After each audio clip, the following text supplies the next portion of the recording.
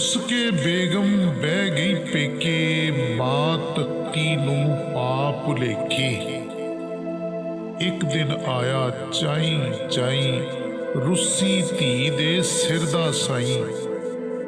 सासो मां ने कोल बिठाया, सस्सां वाला सबक पढ़ाया। पई आखण लगी गल सुन मेरी, तेरी सी ए रहनी तेरी। जे मापिया तो वंड पवावे, सारा टब्बर मगरों लावे। मर्दां वाला कम विखावे, साडे वेड़े घर बनावे।